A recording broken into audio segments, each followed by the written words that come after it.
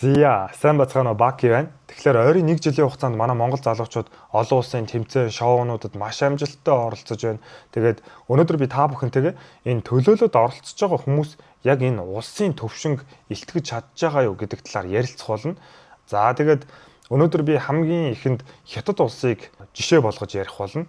Хятад улс одоо өмнөх бичлэгэн дээр та бүхэн санаж байгаа бол миний бичлэгний хамгийн сүүлийн хэсэгт Хятад хүний комент дээр Хятад улс нь спортын гүрэн биш юм аа гэд дууссан. Сонирхолтой үнэн гэвэл Хятад улс олимпийн медалийн тоогоор дэлхийд дээгүүр ордог жинхэнэ утгаараа спортын гүрэн биш юм аа гэсэн байна. Хэрвээ Хятадаас өөр улсын хүн ингэж ярих юм бол бүгдээрээ л юу яриад байгаа юм бэ? Хятад бол спортын гүрэн гэж хэлнэ. Учир нь сүүлийн 30 жилийн хугацаанд Хятад улс медалийнхаа тоогоор олимпиад тогтмол 3-т орж маш их медаль авсан.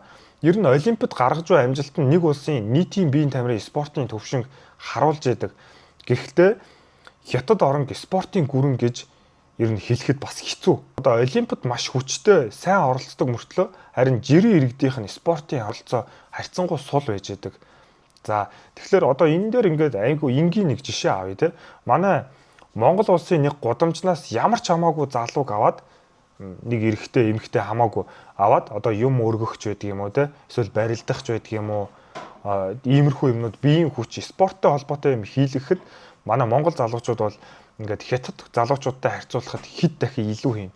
Тэгэхээр Хятадын ямар ч гудамж дээр гараад одоо Хятад залуучуудаар ингээд одоо тэр хүчний юм ч юм уу те спорттой холбоотой ямар нэг юм хийлгэхэд үнэхээр жоохон одоо муу байдаг. Спортын одоо ингээд биеийн чадамж гэх юм уу үнэхээр муу байж байгаа.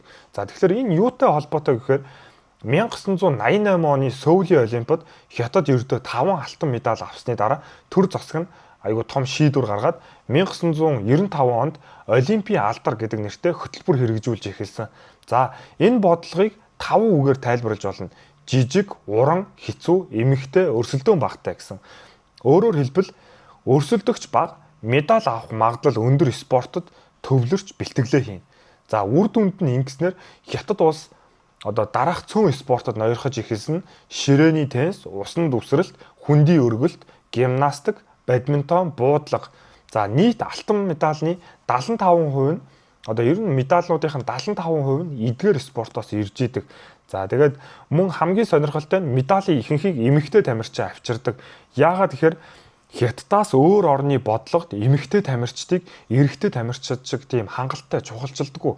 Одоо 2000 оны ихэр гэхэд Хятадын эмэгтэй хөл бөмбөгч юм уу, одоо волейбол ч юм уу бүр дийлдэшгүй болсон байсан. Яагаад тэгэхээр бусад бүх оронд волейбол, одоо хөл бөмбөг, сагсан дээр тийм их одоо эмэгтэй хүмүүсийг чухалчилж бэлтгэл одоо хөрөнгө оруулалтын дээр нэг анхаардаггүй байсан бол энэ үеэр Хятад талд бол эмэгтэй тамирчдаа маш сайн ингэж бэлдэж ордог байсан. За ард иргэдийн спортын оролцоо одоо бага байгааг нь фитнесээс бас харж болдог. Фитнес соёл үнэхээр сул. Одоо Хятад маш их хэмжээний хүнтэй мөртлөө фитнес бэлтгэл хийж исэн хүмүүс бүр фитнес рүү орж байгаагүй хүмүүс маш ихээр байдаг. За өөрөөр хэлэх юм бол олимпиад маш хүчтэй мөртлөө харин нийгмийн төвшин үнэхээр одоо спортын төвшин бол сул байна. Тэгэхээр нэг сонирхолтой харьцуулт бас байна л да. Хятад улсад буу хатуу хяналттай одоо буу ашиглах нь маш хориотой байдаг бол буудлагаар дэлхийд тэргүүлдэг. Тэгэд эсвэргээр бараг бүх хүн буу ашиглаж чаддаг Америк улс Хятад шиг амжилтыг гаргаж чаддаггүй. Усанд сэлэх соёл мөртлөө сэлж чаддаг хүн маш зүүн. Тэгсэн мөртлөө л одоо усанд үсрэлт, усанд одоо сэлтийн спортоор бараг дэлхийд номер 1-т байдаг. Харин Австралид бол ихэнх хүмүүс нь одоо усанд сэлж чаддаг бол яг одоо Хятад шиг тийм амжилт бол арай гаргаж чаддаггүй байгаа. За энэ бүхэн бол нэг юмыг харуулж байна. Спорт тэнцүү систем гэсэн одоо бодлогыг одоо Хятад талд анхаарч байна те. Харин эсвэргээрээ ард түмний нийтийн дадлыг харин ингээд орхигдуулж байна те. За манай Монгол залуучуудыг би сая ярьсан те. Одоо ойрын хэдэн жилийн хугацаанд ер нь бол хөдөлгөөн багтаа болоод оффист ажилладаг болоод жоохон хөдөлгөөн багтаа болсноос болоод ер нь бол биеийн чадамж бол суларсан байх гэж би бодож байна. Гэхдээ Монгол хүмүүс эртнээс хэдэн мянган жилийн өмнөөс одоо амьдарч ирсэн амьдралын хэв маяг нь спортын одоо ингээд дасгалтай айгүй ойролцоо байдаг. Тэгэхээр хөдөөний залуучууд дээр маш сайн харж болно. Одоо саяхан болсон Дундгой аймгийн гар барилдааны тэмцээн дээр гэхэд бас өмнө би 12 сард гар барилдааны тэмцээнд Улаанбаатар хотод ороход бас залуучууд хөдөөний залуучууд их ирдэг юм байлээ. Тэр залуучууд бол ямар ч бэлтгэл одоо техник сурж байгаагүй байжгаад шууд ингээд тамирчин залуучуудтай өрсөлдөхөр хэмжээний одоо тим хүчтэй байна. Одоо тэрийг бол би анзаарсан. Тэгэхээр хөдөөний хүмүүсийн амьдарч байгаа энэ амьдралын хэв маяг нь бол баг спортын төрөлтэй ойролцоо байдаг. Тэгэхээр бид нар тэндээсээ жоохон холдоод хотод ирсэн ч гэсэн ер нь бол Монгол залуучууд ямар ч спортоор хичээлсэн үнэхээр одоо том амжилтуудыг бол гаргаж чадна. Тэгэхээр та бүхэн маань спортоор заавал хичээлж байгаарай. Тэгээд өөрөө боломжгүй байх юм бол одоо зааланд явах боломжгүй байх юм бол гэртээ хийчих болно. Би гэртээ тэгэж одоо гэрээсээ гой биетэй болох техник дасгалуудыг заагаад явдаг байгаа. Тэр бичлэгийг миний Facebook хаяг дээрээс үзэж болно шүү. Баки Балк гэдэг байгаа. Сонирхоод үзэж болно. Тэгээд зааланд явах боломжтой хүмүүс байх юм бол би зааланд яваараа гэж зөвлөдөг. Яагаад тэгэхээр зааланд илүү үр дүн гаргана те. Тэгээд хоолтон дээр анхаарж байгаарай. Тэгээд гэр бүлийнхнэрээ спортлог байгаарай. Монгол залуучуудын ген нь бол шал ондоо. Тэгээд суурь нь байна. Тэгээд бүх юмнууд нь бэлэн байхад бид нар өөрсдөө спортоор хичээллээд одоо гэхдээ би өнгөрсөн жил нэг шоунд оролцсон. Тэгээд тэр шоу нь болохоор ингээд 100 залуучуудыг хооронд нь өрсөлдүүлдэг. Тэгээд би тэнд ингээд 100 залуутай өрсөлдөж байхад тэнд тамирчин биш залуучууд зөндөө байсан мөртлөө тэр хөдөөнөөс ирсэн залуучууд энэ төр бол юмараа тамирчин залуучуудаас дутхааргүй байлаа. Тэгэхээр Монгол залуучууд үнэхээр мундаг. Бас хотын ч гэсэн залуучууд дасгал хөдөлгөөн хийдэггүй залуучууд байсан.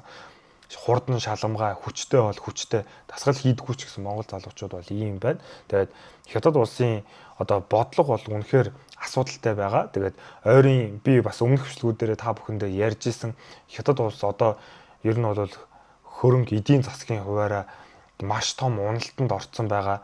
Тэгээд энэний бол шалтгаанууд нь бол ер нь бол төрийн ингээд бас бодлогууд байгаад байдаг. Тэрний нэг нь болохоор спорт тал дээр байдаг. Бүгдээрээ бокс дээр жишээ авъя. Айгуу сайн тоглодог энэ 5,000 залуугаас одоо 2,000-ыг нь аавна.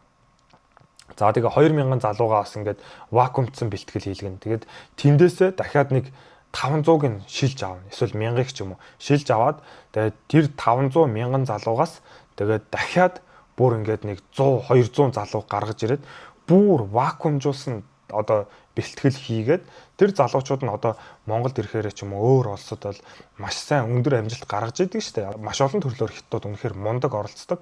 Гэхдээ асуудал нь болохоор энэ одоо спорт чинь ер нь бол нийтээрээ хөгжиж явах хэвээр нийтийн биеийн тамирын спортыг хөгжүүлэхийн тулд одоо энэ дэлхийн аварга, олимпийн аварга гэдэг тэмцээнүүд явагддаг.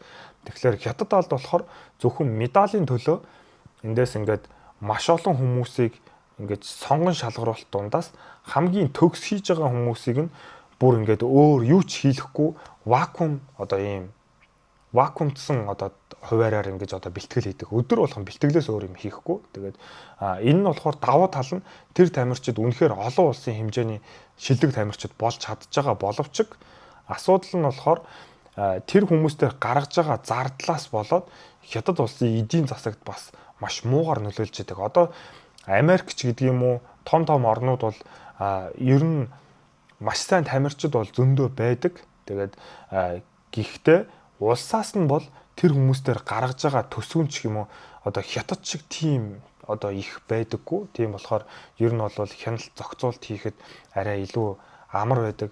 Тэгээд Хятад талаас болохоор бас нэг асуудал нь үсрэлтийн нэг спорт байдаг тийм усанд ингээд тавцан дээрээс үсрэж байгаад ингээд эргэлдэж ордог. Тэрэн дээр Хятад улс байн алтан медаль авдаг. Гэхдээ яг үннийг хэлэхэд Хятадаас бусад орны одоо улсуудад бол тэр тавцан дээрээс үсрээд доошоогоо ордог спортыг тийм их нэг чухалчилж үздэггүй фэн ч юм уу эсвэл одоо үзэгч жоохон багтай. Гэхдээ Хятад улс тэрийг нь ингээд мэдээд өөрийнхөө тэр тамирчид дээр маш их хөрөнгө оруулалт хийсэн. За тэгээд иймэрхүү спортуудын төрөл маш ихээр байдаг. Одоо теннис дээр ч гэх юм уу. Тэгээд ингээд өөр улс дээр бол тэр талын спортууд дээр нэг хөрөнгө оруулалт оруулахгүй харин Хятад талд эсрэгээр энэ ингээд хамгийн анх 1980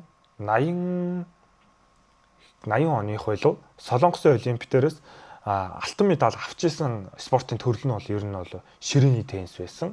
Тэгээд тэрнээсээ хойш ширээний теннисээ бүр илүү сайжруулад одоо бол баг өрсөлдөгчгүй тийм болчихсон.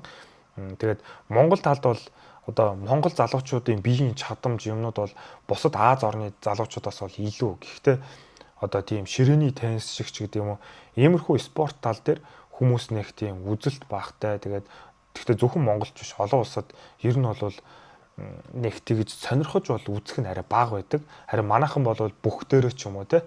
Тэгэхээр хятад тал бол бүхийн барилдаанаар бол үнэхээр сайн те. Монгол тамирчдаас бүр илүү гарсан тамирчид бас байж идэг.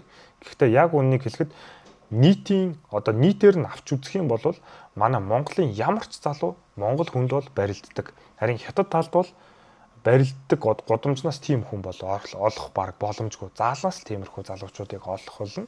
Тийм болохоор ер нь бол нийтийн биеийн тамир гэдэг тал дээр илүү анхаараарай. Одоо манай залуучууд ч гэсэн ингээд медаль гэдэг тоон дээр бас битгий их хэтэрхий анхаарал өгж байгаарай. Тэмцээн спортын одоо юмнууд болонгууд манай монгол тамирчид ингээд ялагчлаа штэ муу юм бэ. Хятад солонгос гээд муулаад байдаг хүмүүс чинь өндөр юу атсан байх ч гэдэг юм уу те. Яг үүндээ дунджаар нь аваад нийтээр нь аваад үзэх юм бол монгол залуучууд бусад орны тамирчдаас залуучуудаас ер нь бол илүү байж идэг. Тэр одоо хятад улс дээр аваад хэлэхэд бол ер нь бол одоо тийм вакуум бэлтгэлээр гаргацсан хүмүүс хамгийн гол нь маш өндөр амжилтыг гаргах ч гэсэн тэр хүмүүс одоо өөр юм хийж чаддаггүй хүмүүс болцсон байдаг. Ажил хийх боломжгүй ч байдаг юм уу. Манай монгол залуучууд бол тэгэл тэмцээндээ ялагдаа эсвэл бэлтгэл хийх боломжгүй болсон байсан ч гэсэн өөр юмнууд маш олон юм хийж чаддаг. Олон талын авьяастай хүмүүс байдаг. Би энийг аль нь зөв бэ гэж хэлэх бол үнэхээр хэцүү байна. Гэхдээ миний хувьд бол нийтийн биеийн тамир дээр бүх улсууд анхаараасай гэж хүсдэг. Медаль одоо тоондоо бас нэг тэгж битгий анхаарал өгж байгаарай л гэж хэлье да. Тэгээд та бүхэн маань мэдж байгаа би бол та бүхнийхээ ингээд одоо сонирхсон үзхийг хүсэж байгаа юмнуудыг оруулдаг. Тэгээд комент хэсэгт үзхийг хүсэж байгаа юмнуудаа бас сэдвүүдэд оруулаарай. Тэгээд бас та бүхэн маань санаж байгаа бол 7-гийн эсрэг 7 зодтолцсон Монгол хятадын ивент дээр оролцсон 7 залуучуудтай би очиж одоо челленж явуулах гэж байгаа. Намайг юугаар өрсөлдүүлмээр байна. Тэгэхээр тэр челленжүүдийнхаа төрлийг комент хэсэгт үлдээгээрэй. Би тэгээд тэр залуучуудтай энэ өрсөлдөөнийг хийгээд явах болно. Дараагийн YouTube бичлэгэн дээрээ би тэр 7 залуутай өрсөлдөөд тэгээд ямар хуу байна гэдгийг нь харна, бэлтгэлийг нь харна байсан. Өөрийнхөө ямар хуу бэлтгэлтэй байгааг бас харцгаая. Баярлалаа.